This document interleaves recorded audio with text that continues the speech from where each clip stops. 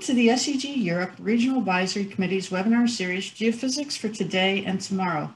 Aurelian Roser, Chair of the SEG Europe Regional Advisory Committee, and myself, Lori Weitzel, will serve as your host for today's webinar. Before we begin, the model for this webinar will be a short presentation followed by an extended question and answer session.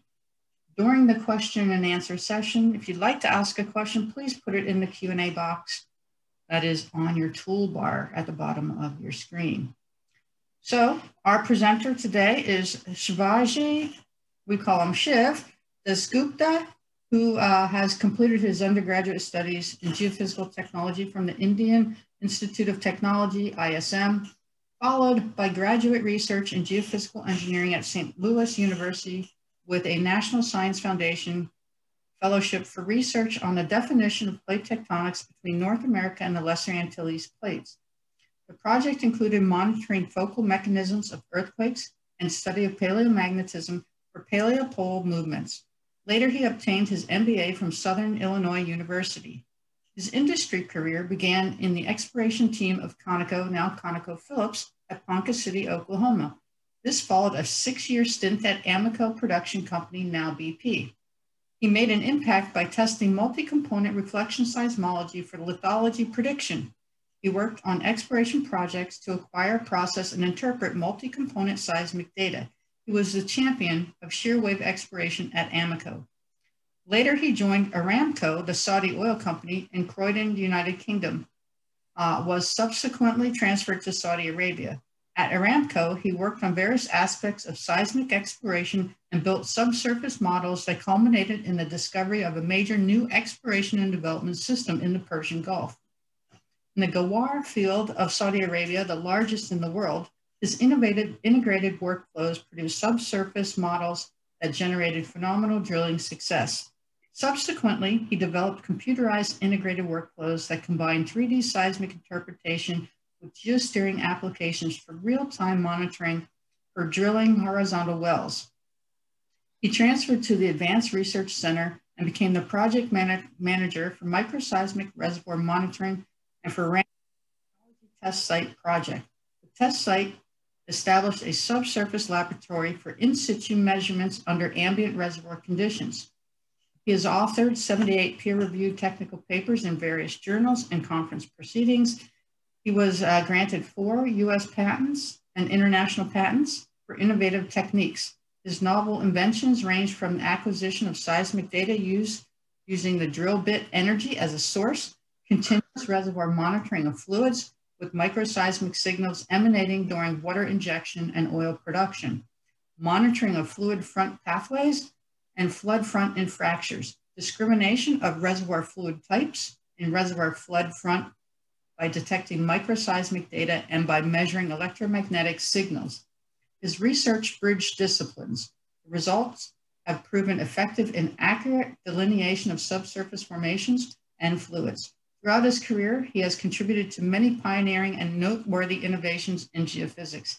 He also spent a significant part of his career mentoring and educating his colleagues through courses and lectures. He organized many workshops inside and outside of his company on combined application of various disciplines.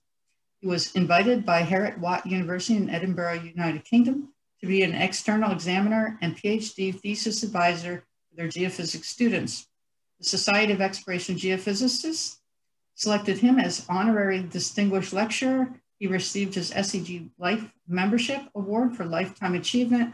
Presently, he serves on various SEG committees. He has authored a book, Geophysics for Petroleum Engineers. Published by Elsevier, the book has become a bestseller and has since been translated into Portuguese, Spanish, and Mandarin, and is adopted as a textbook in various universities.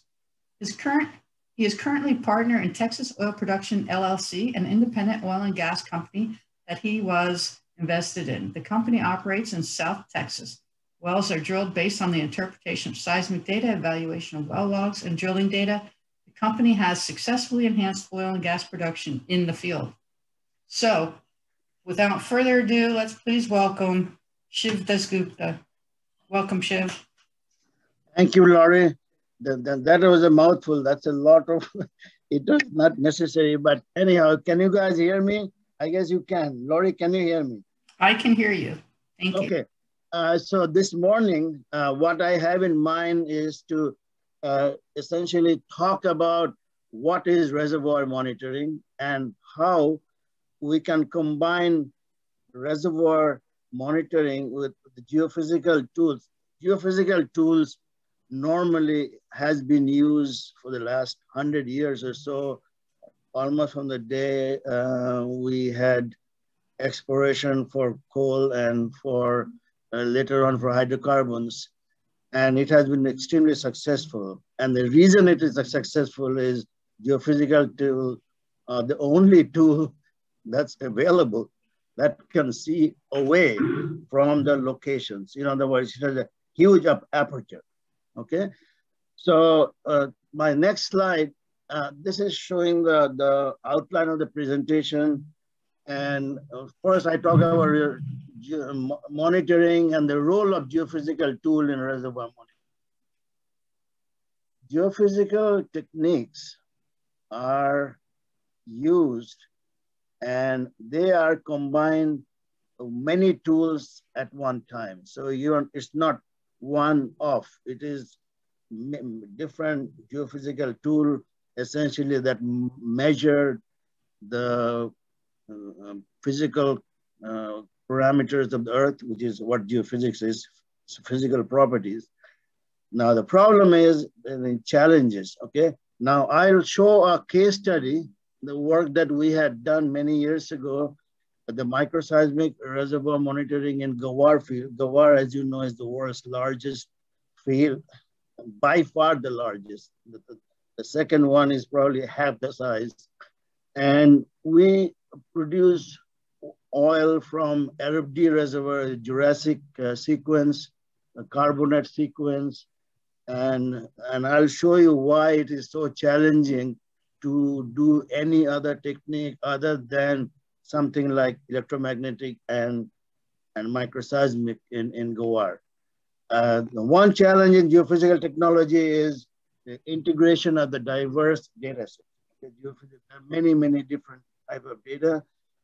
And to do a joint inversion with the reservoir properties, which normally are obtained from the drill, from the wells that are drilled, and the difference in the scales. Geophysics measures extremely coarse vertically, but very uniform measurements away over the field area.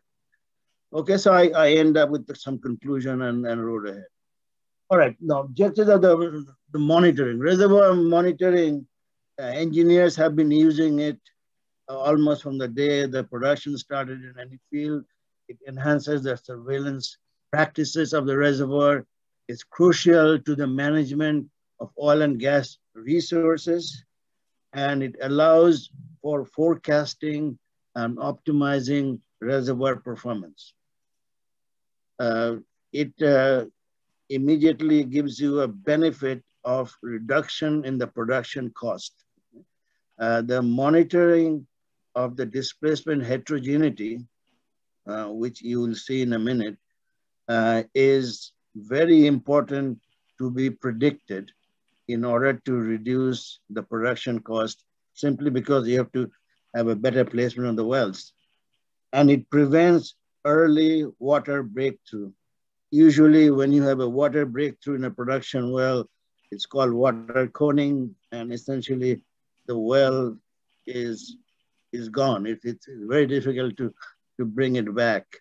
So you need to make sure that there is no early water breakthrough. Okay, this is what the engineers do. Okay, they monitor at the wells with downhole tools. They measure the logs. DIL is the dual injection log, and MDT, carbon oxygen log, NMR. So they are done within the wells, and there is borehole, the pressure and temperature monitoring, and then the well connectivity.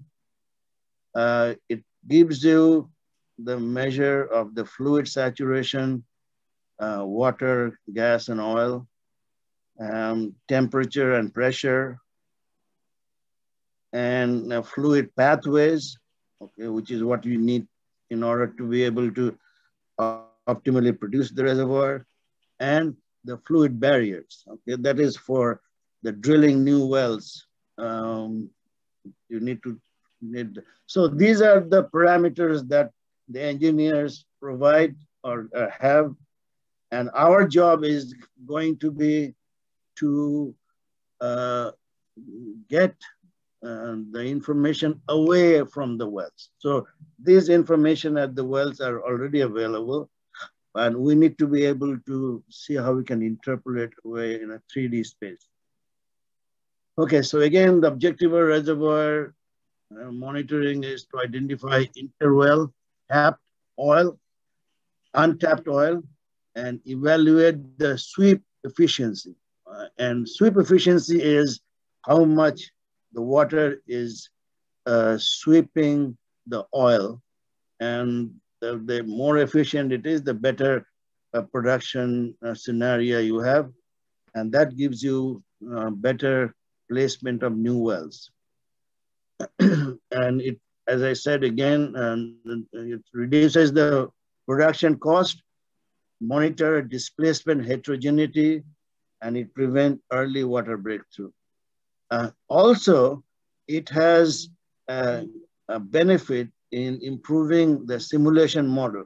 As you know, the simulation model that we create is a stochastic. You take the well information and it is distributed over the field stochastically or in a statistical basis. Now, with seismic and the other geophysical tools, it gives you a deterministic measure between the wells to update and constrain the reservoir simulation model.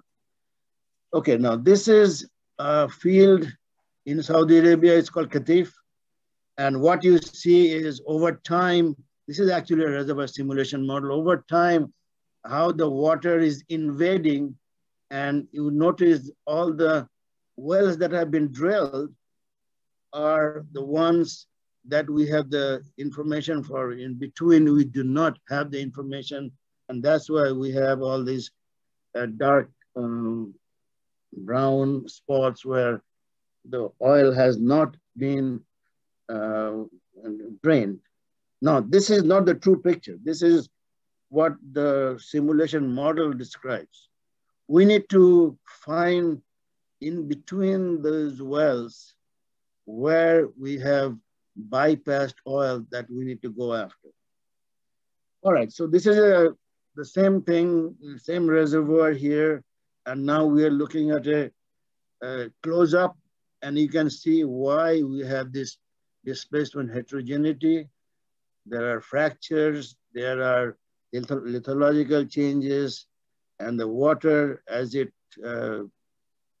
approaches the oil, sometimes there are some zones that essentially are invading prior to the others. Ideal Earth, you would like to see a smooth piston-like water movement that will push the oil out. But in the real world, it never happens. And our challenge is to find these zones where there has been advancement of fluids and so on, or water rather. All right, so reservoir monitoring is to improve the management of reservoir, to enhance surveillance practices, crucial to the management of oil and gas resources. Just to recap of what I just said earlier, it allows forecasting and optimizing the reservoir performance, reduce production cost, monitor displacement heterogeneity, and prevent early water breakthrough. So I just recap what you just saw in the field. All right, now this is what we typically have. We have well locations, and we are trying to extrapolate in between the wells. And here on the right-hand corner, you see they have done the extrapolation without any other information in between. So obviously, it is a hodgepodge of, of horizons and the reservoir layers. All right, so now geophysics is used also to find the structure and so on. So we first do a reservoir characterization, gives you structure, thickness, lithology, and so on, porosity, and so on. And then we do the dynamic characterization, which is the continuously evolving as the fluid is produced from the wells, and also the injection of water or gas into the reservoir that displaces the oil. So it is a dynamic process in the reservoir, and this is what we're trying to capture. So the role of geophysics technology, it adds entirely new dimension to reservoir monitoring. The downhole measurements between wells are sparse and they're randomly spaced because the well locations are random, and interpolating data is spatially challenging. The geophysical measurements provide a spatially uniform sampling for imaging the subsurface. The weakness, however, is vertical resolution of geophysics is very coarse. So now we have extremely high frequency, high resolution measurement in wells, but they are unevenly distributed. And now we need to try to integrate that with the geophysical data, which is evenly sampled and but coarsely and sparsely sampled. So it is done by episodic, which is time-lapse geophysical measurements like 4D seismic, or continuous measurements like microseismic. I can also name, magnetotelluric, which is another continuous measurement. And with that, we can see almost in the real time how the reservoir fluids are displaced in the reservoir.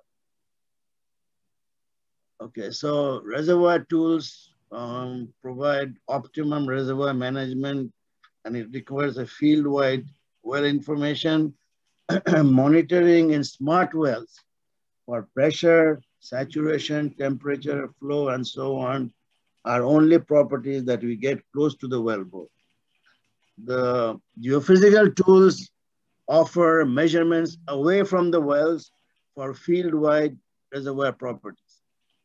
Incorporating continuous geophysical measurements using permanent instruments offer opportunities for field-wide reservoir monitoring.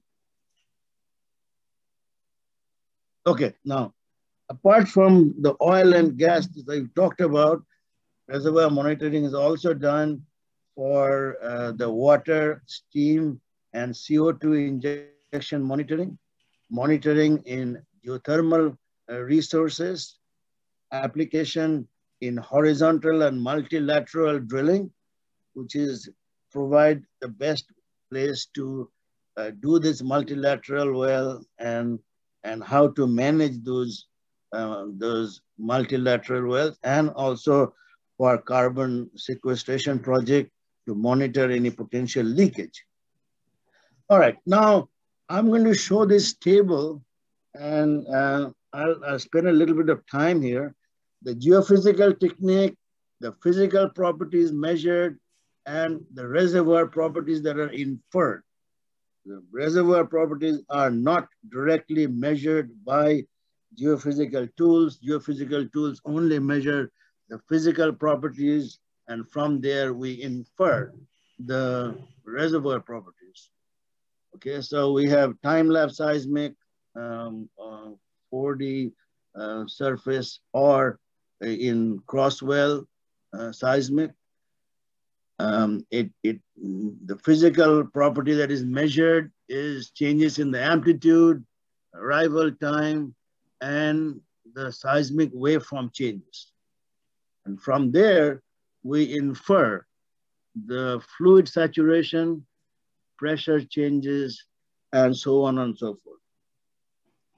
All right, the next one I have in the list is microseismic continuous monitoring, and I will show you a case study where we have done the work and show you the results. Here we are measuring passive seismic waveform that are created due to the shear failure in the rocks. And this is done because of the stress perturbation in the reservoir as we inject fluids or we produce oil. And from there, we get the fluid flow pathways and flow anisotropy. Okay, now electromagnetic borehole and surface measurements, we can combine measurements on the surface and in the borehole, and we get a 3D EM electromagnetic measurements, which are electrical resistivity changes, physical properties, and from there we get directly, we infer from there or interpret the fluid saturation distribution. And then we have magnetotelluric, which is a continuous measurements, measures the natural geomagnetic and geoelectric field variation in the earth.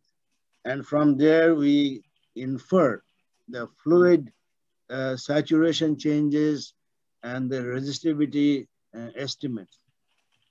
And then we have microgravity, which is the surface and borehole measurements.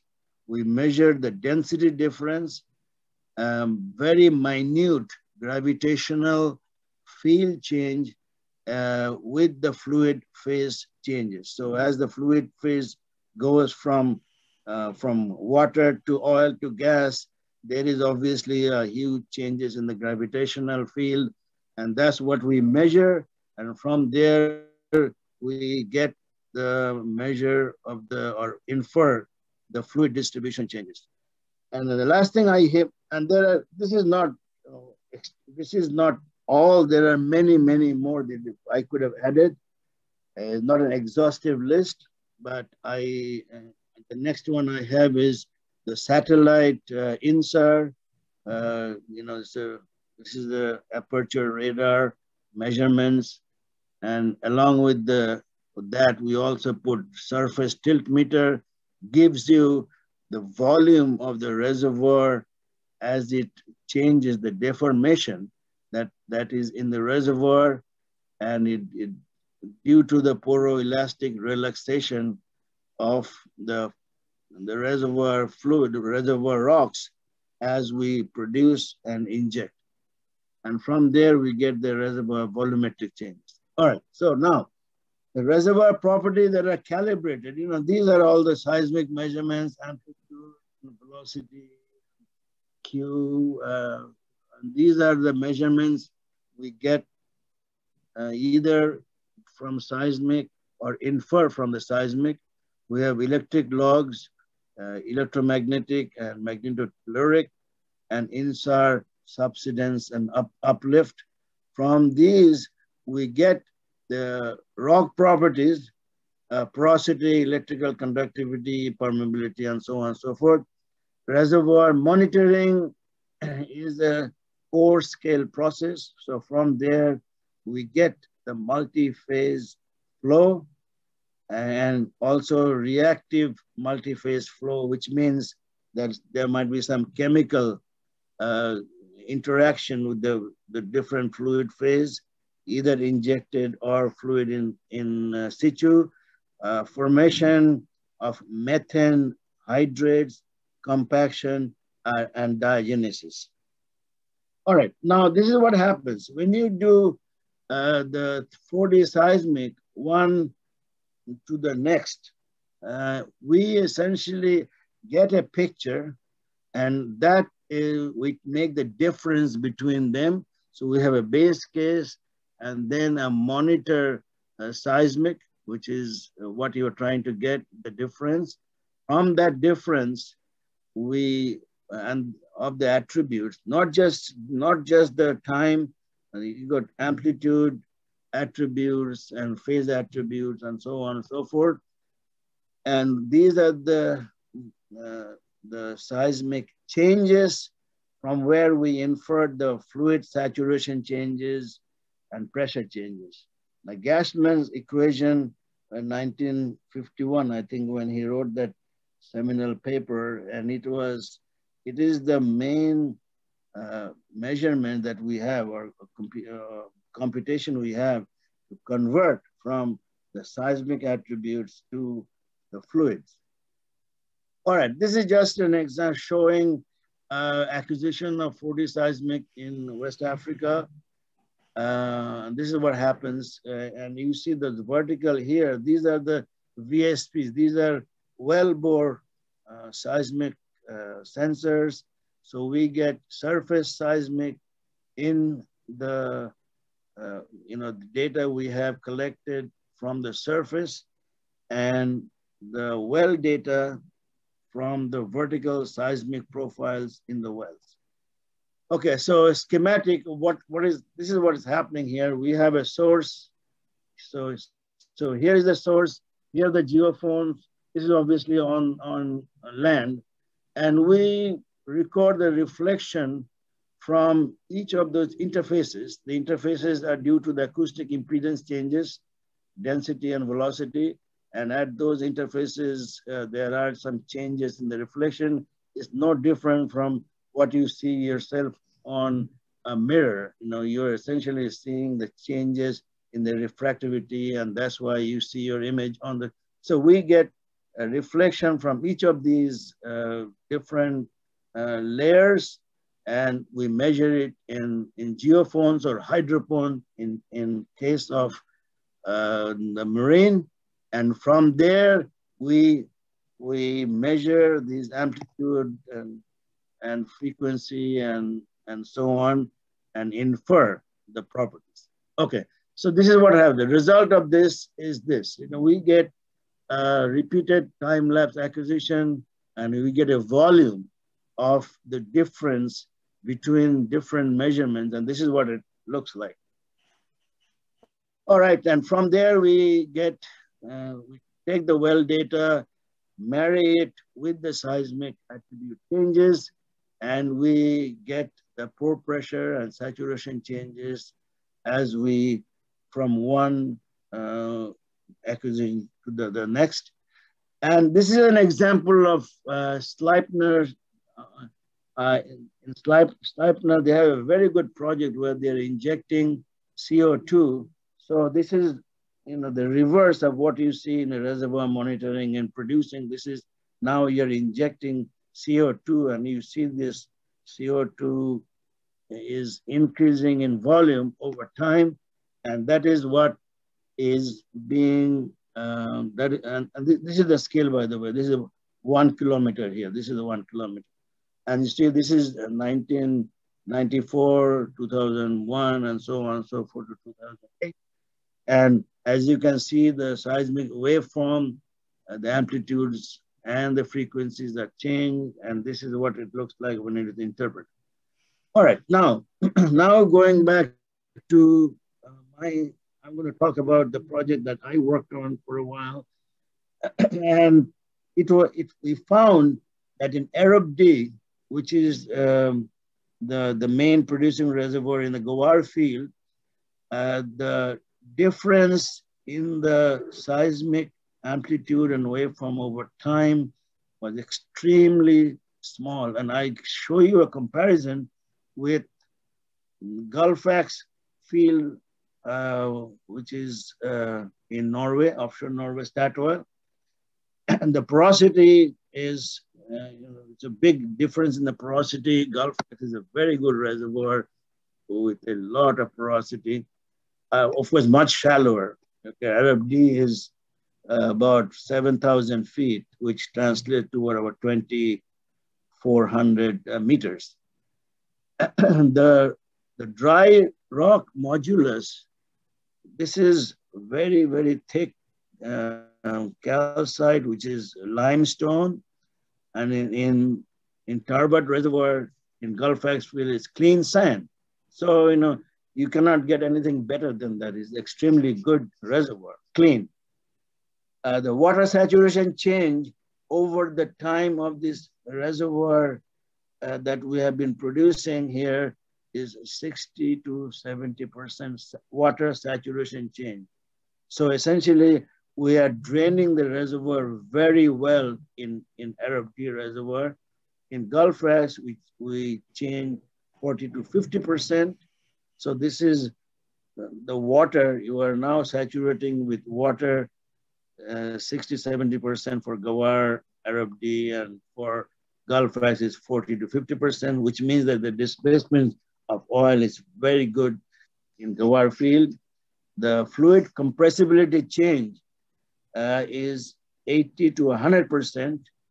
In Gulf Rags field, it is 150 to 250%. The reason for this is, of course, because the rocks are much more compressible, sandstone reservoir, so you have much more fluid compressibility change in Gulf Rags compared to carbonate reservoir, carbonate matrix in Gawar. But look at the predicted impedance change, which is by modeling. It's 3 to 6% only. And in Gulf Rags, it is 10 to 12%. So essentially the change in the impedance, which is the density times velocity, is much, much larger, 4 times larger in Gulf Rags, Tarbert Reservoir compared to Arab D. All right, this is what happens. This is the reservoir history matched simulation model in Arab D reservoir. And this is the predicted. So as you can see, the amount of oil, and this is the present oil column as of 2017, and this is after 25 years. So it is even, but not that even. There are still pockets of oil that has not been drained, as you can see here, and so on. And that is what we need to predict. The reservoir is extremely good. As you can see, this is the cross section. So this is the cross section through that reservoir north to south here. And as you can see, this is a bottoms up. So it is, an excellent gravity drainage. So water is wetting the reservoir from the bottom, and these little dots here, this dotted line, are over time as it is wetting the reservoir for displacing the oil. So it's a very good situation, and God has given us very good rocks, but in spite of that, there are a lot of heterogeneities. All right, so this is the water saturation change over 80 years. This is a simulation model. And over 80 years, you see the saturation change is 73.4%. During the same time, the acoustic impedance change is only 4.2%. Okay, so this is not a very good situation. If we want to do 4D seismic in Gawar, even after 80 years, we have only 4.2% changes in the acoustic impedance. So after a lot of studies and modeling and so on, we decided that this is not a best place to do 4D seismic. So we need to do something alternative. So so this is again a cross section through the same reservoir that you can see over time. Okay, now, so we decided on trying the microseismic experiment from the fluid flow in the fracture. This is what the microseismic looks like. We knew there were fractures, and we knew that there are uneven flow pathways in the reservoir. And this is what it looks like. Essentially, it's just a cartoon showing as the oil is being displaced by the water coming from the flanks. There are slippage, shear slippage along the reservoir fractures, and as it invades into the fractures, we have these microseismic waves that are generated passively. Okay, so as we inject and produce, this is what happens. All right, this is the mathematics behind it, the Moore Coulomb failure mechanism.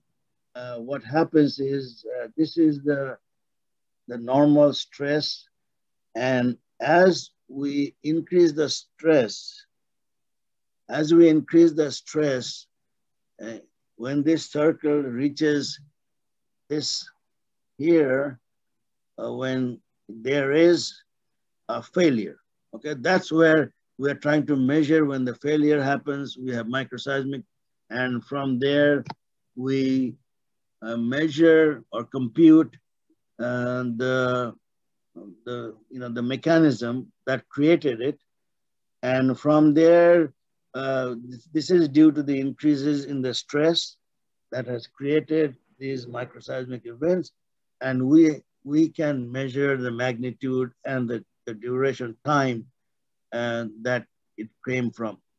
All right, now this is the location this is Gawar field, by the way. This is the field here, about 267 kilometers long. It's the largest field in the world, as I said, and it's approximately 30 kilometers wide at its widest point. And this is the location that we did our experiment. And this is the blue line, dotted line is the oil water contact. And as you can see, all the injection wells are behind that front. And we essentially inject water to keep the pressure up in the reservoir. And we produce from the wells, these are all the producer wells, and everything was fine. One of the engineers decided that, well, we had to go in a little bit more, and so we drilled this well 411, and then later on there was a well 814, these two wells, and they were completely watered out, okay? And as soon as that happened, the flood front was mapped like this, okay? Now, this east-west is the plunge of the anticline, okay? So you have low here, low on the east, and on the top is the anticline. So really, these two wells are almost on the top of the structure in the largest field in the world. So what happened? And just to give you an idea, that little, and this is the 5 kilometer line. So this is the scale, 5 kilometers. So if the flood front was straight up and down like this, we would have got about 2.2 billion barrels additional oil that essentially were written off, okay? And 2.2 billion is the oil in place. That is not what he produced, okay? The production, you produce only a part of that oil. I mean, that's a different subject to discuss, but anyhow, the oil in situ would have been reduced by 2.2 billion barrels by changing that present water flood front. So let me go back there. And so we essentially laid out our experiment right about this area, which included the two wells we drilled. This blue is what the wells we drilled just for these experiments. We were not expecting any oil in there. And it encompassed the injection wells and this area along with the one that it dried. Okay, so in that area, we had surface microseismic sensors, 3 components that we buried below the surface. And then we had in the 2 wells here, okay, the twin wells, 502 and 522, we had seismic sensors, 3 component sensors below the surface all the way down to the reservoir. Okay, so that's what we see here. So on the surface, we have this 225 surface sensors. They were cemented in place. These were the antenna, the site office, and we were using this antenna to send data across from the real-time measurement to the office in Dhahran, as I say, 270 kilometers away. This is how it looks like on the cross-section on the surface. So we have these trenches. These are the trenches along which we put in the seismic sensors cemented in, and they were all connected with wires. And these were the recording system, the recorders. Each sensors, each geophone had its own recording system. Okay, so the 225 surface sensors means 225 of these that were placed very close to each of those sensors. And there were also the 2 wells, 502 and 522. And as you can see, they all were completely instrumented with geophone, 3 component geophones in the wellbore. Okay. So that's our experiment, and this is what we saw. The way we did the experiment, we turned off the injection wells for almost a month. Okay, it's 5 weeks. We completely shut off the injection. Of course, that had a big impact on the production, and the production engineers were screaming at me every day to bring this up because they could not produce oil when the injection wells were shut down. But what you see here is as soon as we started the injection, we brought it up. This is 48 hours after we resumed the injection. And this is the recording of the microseismic or these tiny earthquakes that we measured. Oops.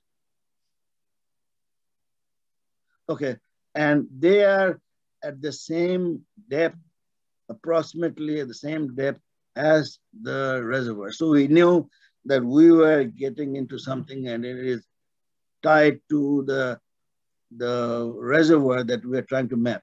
And as you can see, these are the sensors in the wells, and this is the injector well. Okay? So the injector well is obviously all injected in the reservoir. All right, now this is how during the injection pulse, these are some actual measurements, raw data during the injection. So these are the ones near the surface. These are the ones in the borehole. This is near the surface. And obviously the borehole is closer to the source, so they are much closer in time. And from there, we would essentially define where the microseismic locations are. We had an artificial intelligence in the program that were continuously measuring or computing for us the microseismic locations. All right, now this is what it looks like. So this is, you're looking at the 3 component of the measurements at each location. I've only shown one of them. And then it was doing on the fly a fast Fourier transform. And from there, we got the source distance, and we assumed a velocity from, obviously there were measurements of VSP and so on. And we got the distance from the velocities and the time differences. And also the magnitude was very important, the source magnitude. As you can see, this particular one, the magnitude was 0.204 in Richter scale. They're very, very small microseismic events that we are measuring. All right, so this is the result. So this is here, you saw the surface placement of those sensors, and this is how it looked like, 5 by 5 square kilometers. And this is the pressure map. So this is what the engineers had for the pressure, and the pressure at the injector, the high pressure to low pressure at the wells. And this is where the microseismic events that we had recorded. So you can populate on a 3D space the location of the microseismic events, and this is done in real time. So this is a snapshot of the real time, and as you can see, this well that actually watered out was because it was right in the line of action for the microseismic events, which means that there was a fracture formed, and it just hit a fracture.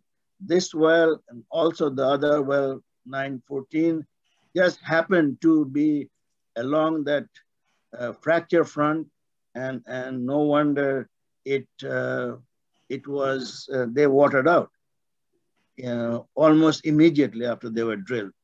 Now, since then, I'm happy to report, since then, we have drilled about 8 wells in this space here. So many of the locations that we thought were going to be watered out behind the flood front is no longer in this zone. So they have increased the reservoir, total oil in the reservoir after this experiment. So it paid for itself. All right, so you can see this is now, this one here on the left is before the injection pulse started. So this is while the wells were shut down, no production, no injection. So there were essentially some microseismic events that were around, but nothing inside in that area. But when we started the injection, this is how, the same thing that you saw earlier. Now I have joined with that line showing the possible swarm of fractures.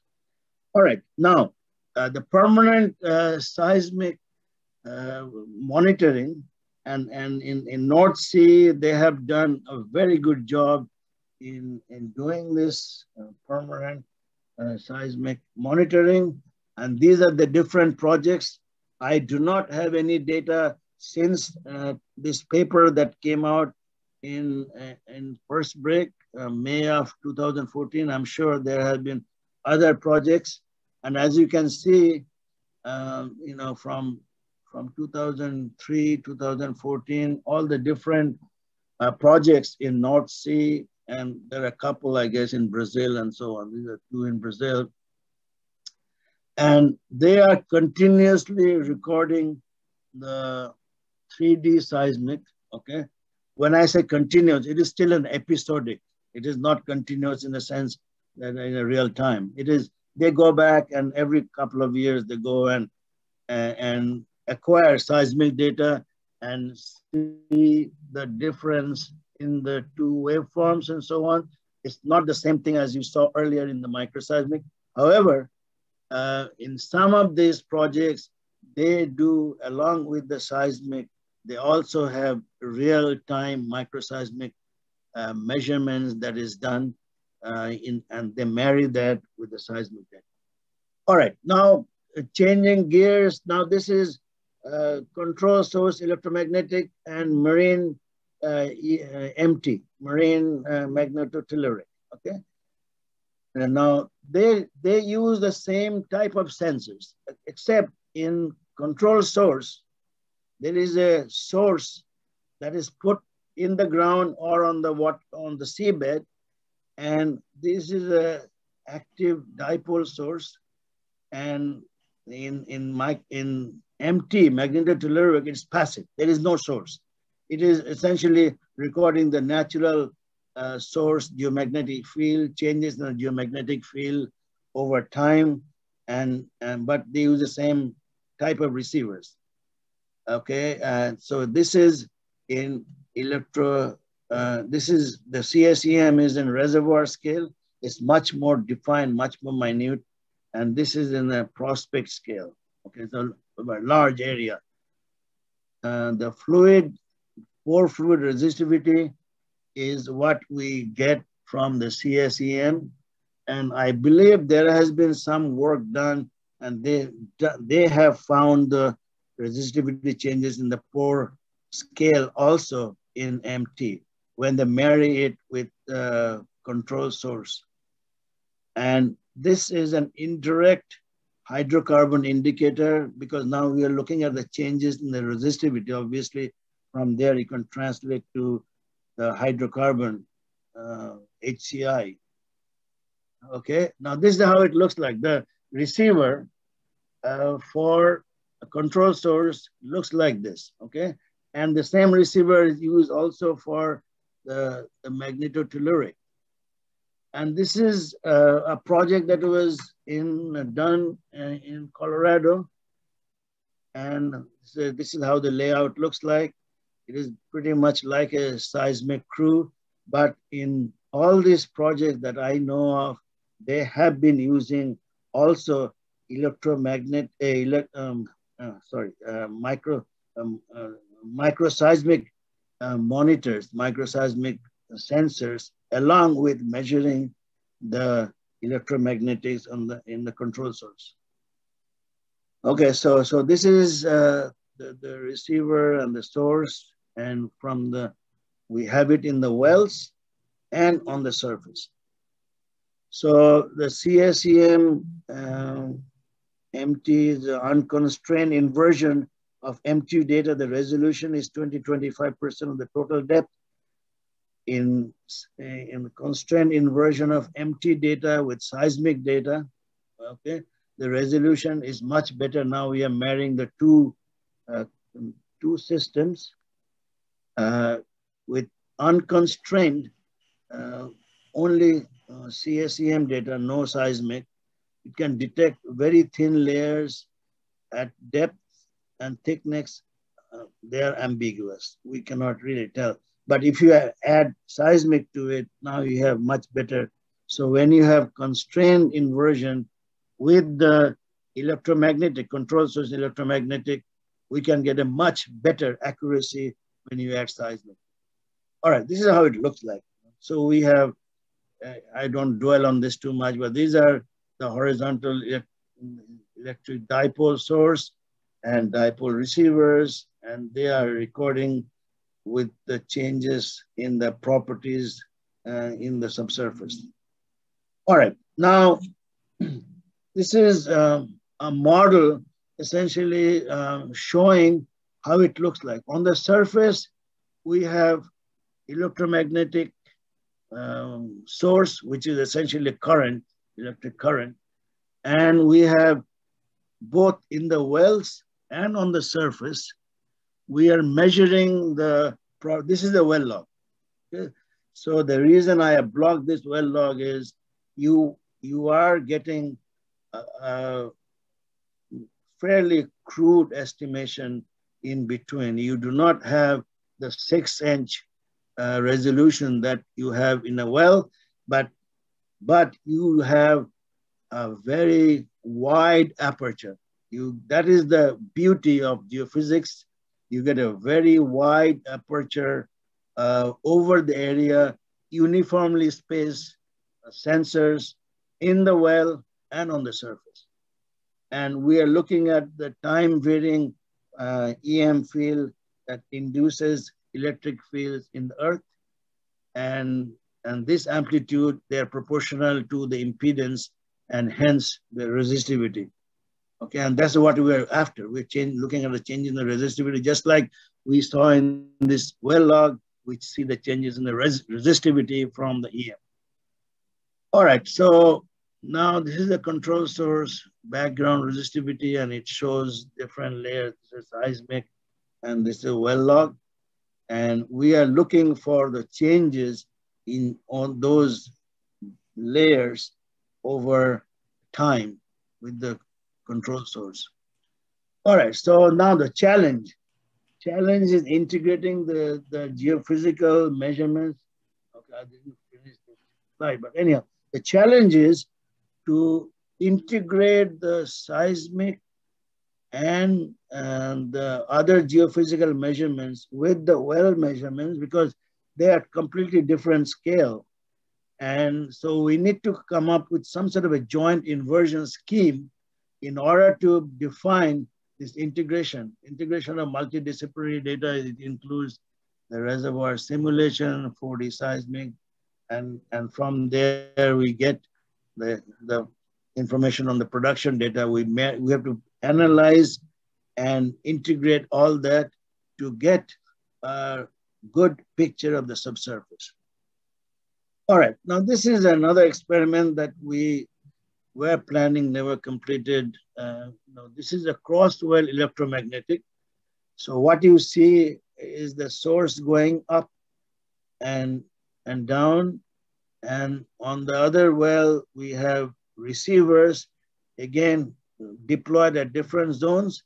And from there, we get the primary and the secondary, the changes in the resistivity, and hence the changes in the saturation.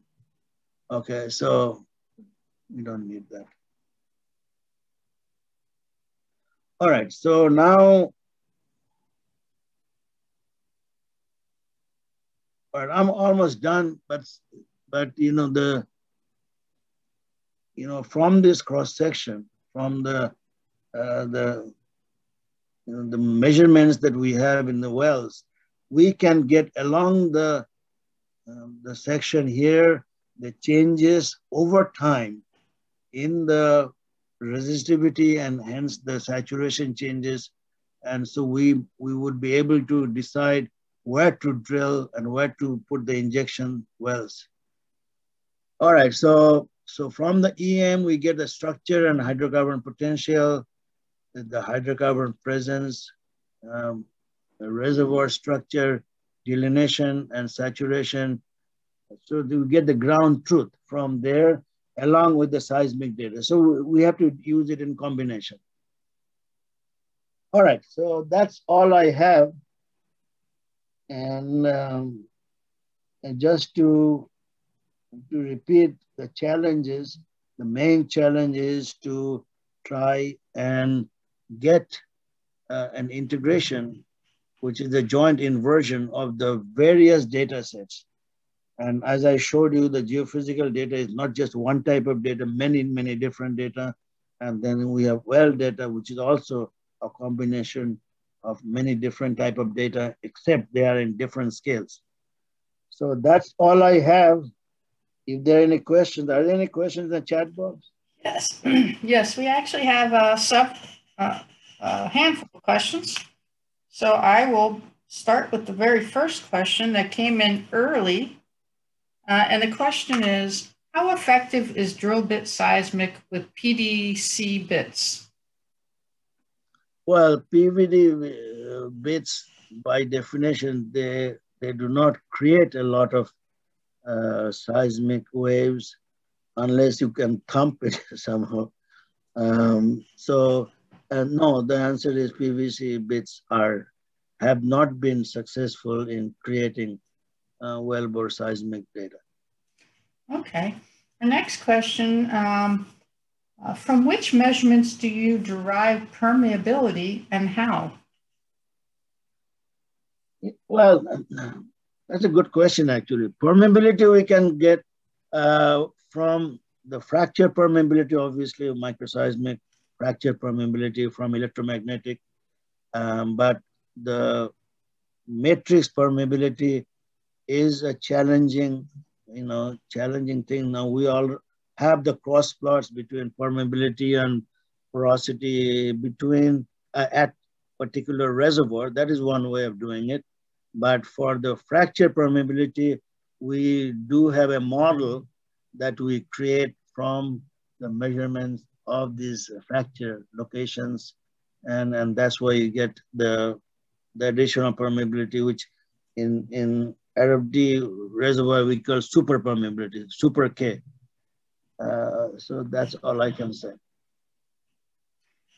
Okay, I have a comment to that, and it says you need 3D anisotropic models for getting permeability. Yes? Yes, that is true. Okay, great. That is true, and we get the anisotropy from the measurements. You know, from the measurements, you do get the anisotropy, both horizontal and vertical anisotropy. Okay, great, thank you. How do you weigh the different sources of information in the joint inversions? Well, obviously, the well data has, a much more bearing on the results at the well locations. But as I said, the problem is not that. The problem is how do you translate the scale? How do you make sure that you can integrate, do the joint inversion with such a difference in the vertical scale of the two data sets? All right. What was the accuracy of the horizontal location compared to the depth of the microseismic events? Well, I thought I was showing one of the slides there. We get a nominal resolution in horizontal between 5 and 10 feet. And this is, we had sensors, as I showed you, on the surface and in the borehole. So between 5 and 10 feet was the best resolution that we got. But obviously we didn't have any wells in every 5 feet, so we don't know. From the model, we estimated that it was 5 to 10 feet resolution. Thank you. What was the maximum horizontal stress direction in that area? Is northeast, southwest. Okay, thank you. Is there any rule of thumb on how deep we should bury the microseismic sensors? Well, the deepest you can, but you have to be economical. We buried it 3 meters. Okay, we were asked to go down as much as 10 meters, but that would have been prohibitive in cost-wise. So we decided that we will drill down to about 3 meters and cement them in.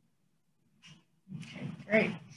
How do you integrate the microseismic with other reservoir properties? Well, the microseismic, we are essentially measuring the slippage along the direction of some fractures and falls, okay?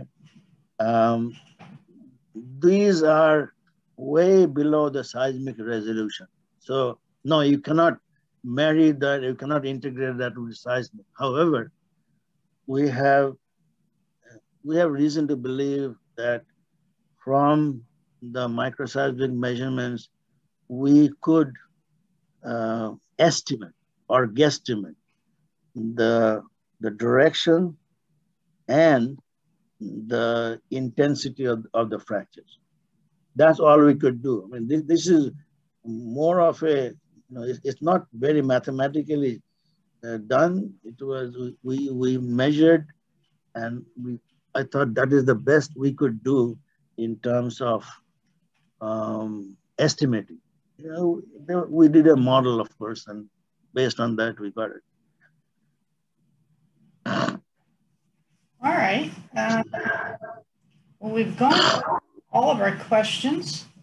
Are there any? Oh, and just like that, Well, if we can open it to people that want to ask any questions. Yeah. Oh, yeah, they've been entering their questions. Okay, so next question starts with a statement. Sorry, I came in late. Have you applied still surface and borehole microgravity? We have looked into it. No, the answer is no. We did. We were looking at microgravity. We have been talking to a company in Denver. And since I left, the project went into, like a freeze. So it was never followed up. But yeah, that was that's a very good question, actually. We wanted to do it. And as you know, microgravity is not a very well accepted tool. There are one or two companies that are using it, but it is not a general use. But it would be nice to have that. Okay. From Microseismic, can we produce physical properties in acquired area, ? From estimated velocity, shear, VP, and VS? VP, VS, yes. Fracture direction, yes. But anything beyond that, no, we could not.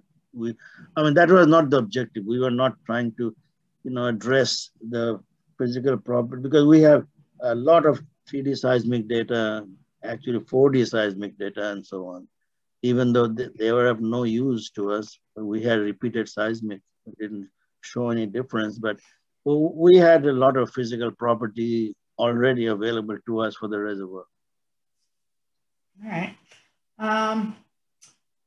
Good topic. Based on some geophysical tools and method, especially 4D, passive seismic, and EM, method and tools depend on field condition.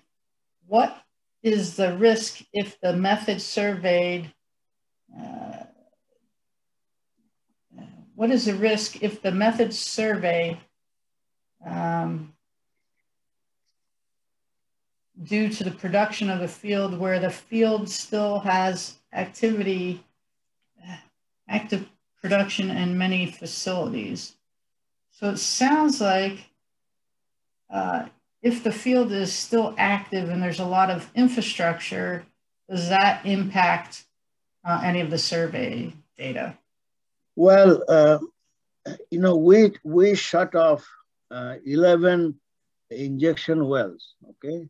But there were many more wells that were injected away from them. There were noise, ambient noise as in any producing field. It was a producing field. We shut down the injectors, and there were no producing wells, so there was nothing to shut down.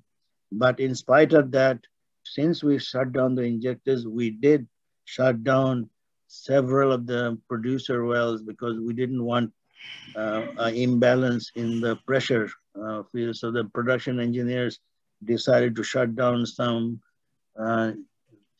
producing wells as well. So we do not, in Saudi Arabia, they do not pump in production wells. It's the natural flow.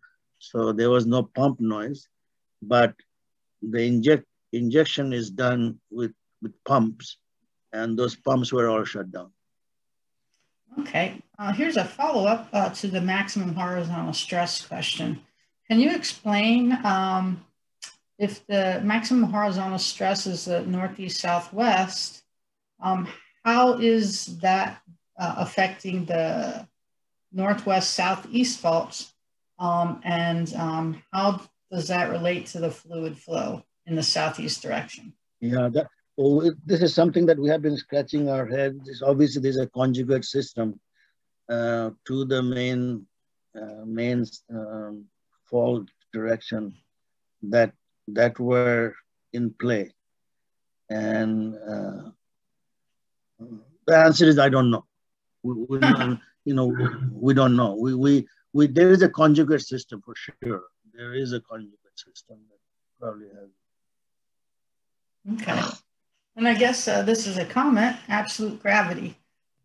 We did inside active gas processing facility, no real problem except safety. So I guess safety is always going to be an issue when you're working in an active area. What was that about safety? What was that? Yeah, they said absolute microgravity. We did, looks like a survey inside active gas processing facility. No real problem except safety. So I guess they were just responding to. Yeah, I don't think I understand what he's talking about. Yeah, I don't think it's really a question. I think it's a comment. So, all right. Great. Any additional questions for Shiv while we have him here? All right. I think we're done. We answered a lot of questions. All right. Oh, wait, there's a question in the chat. Did you use AVO-AZ or velocity anisotropy from 3D seismic? Yes, we did use AVO. You know, you can understand this is a carbonate reservoir and it doesn't have a lot of AVO signature. But yes, we did use AVO for whatever we could get out of it. And they were not very definite. And so, you know, as I said, they're very hard carbonate rocks in Arabdi reservoir there. It's clean carbonate, but it is very hard rock. All right. Well, I think since there are no additional questions, we can probably call this a day. Thank you very much, Shiv, for presenting for all of us. I've seen people from all of my other regional advisory committees, so we have a global attendance here, as well as folks that I don't know yet. So thank you very much for an excellent presentation. Thank all of you for attending this SEG Europe Regional Advisory Committee's webinar as part of our webinar series, Geophysics for Today and Tomorrow. Please look for our social media posts to register for upcoming webinars. So until then, thank you again, Shiv. Excellent presentation. And thank you everybody for attending. Well, thank you. And thank Lauren for all the help you guys have done. And it was more of a hand holding. And I thank all the listeners that put up with